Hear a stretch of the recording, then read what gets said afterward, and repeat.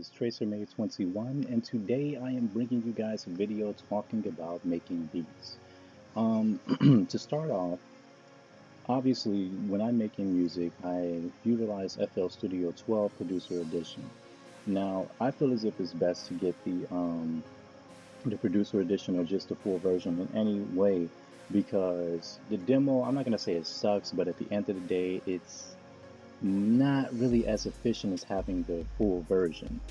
I mean, you have limited plugins, which can actually become a problem because at the end of the day, the more material that you have to work with, the better your songs will be.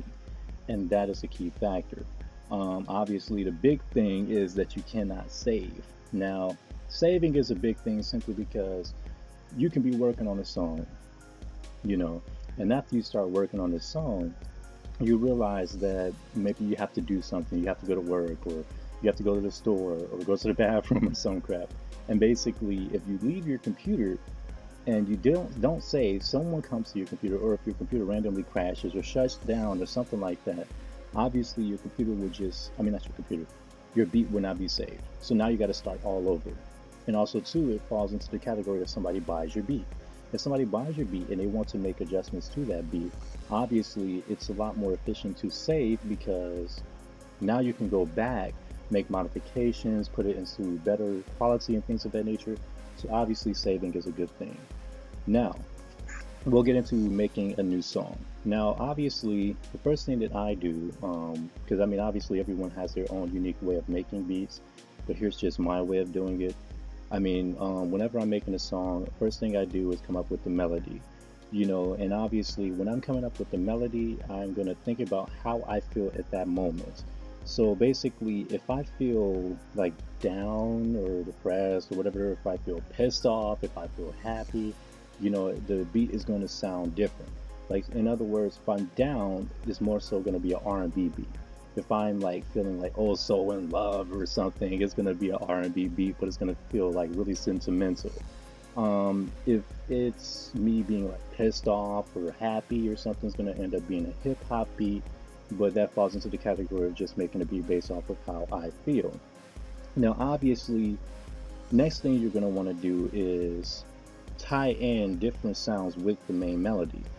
So in other words, that's when you're going to start to have like the kick, the hi-hat come in, you're gonna have your the cymbals come in, you're gonna have more sounds come in, to make it more so into an obvious song, and that's gonna obviously help. You can add more plugins, things of that nature, more melodies, and then after that, you're gonna start putting your song together.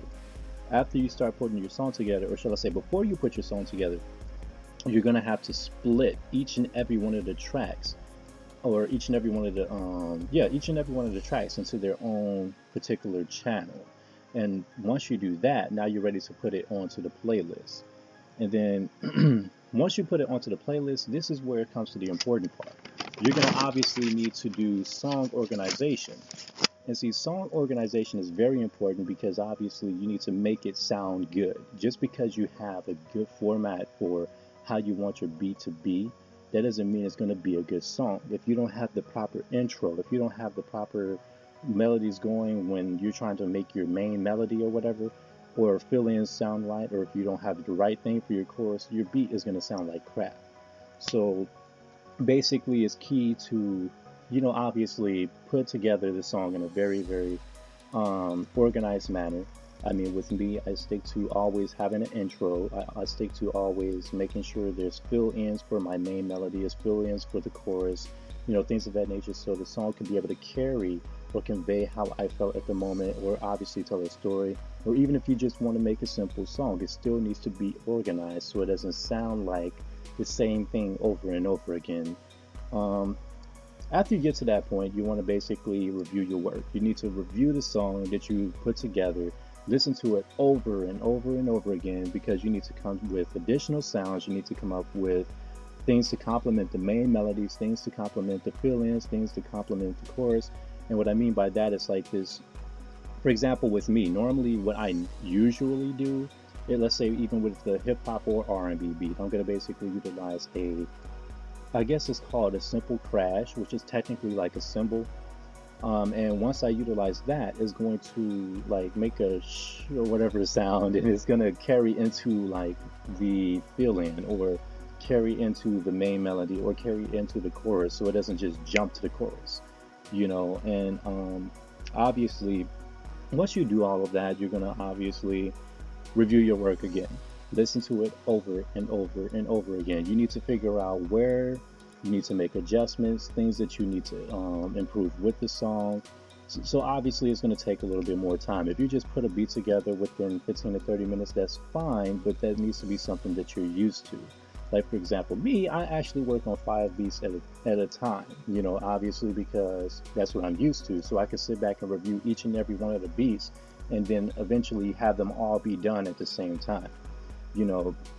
Now, obviously, the next point is obviously making it into an MP3 or WAV file.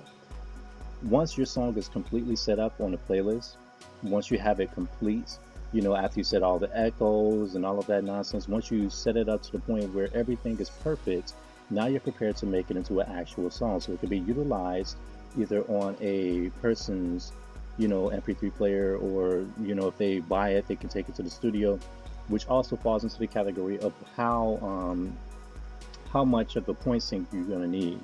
Now, obviously, if you want to have it to be, how can I put this? If you want the beat to be utilized in such a way that it's, you know, be, oh my God, if it's able to be, if you want the beat to be able to be used at the studio, you need to have it to be 60, 64 point synced or higher.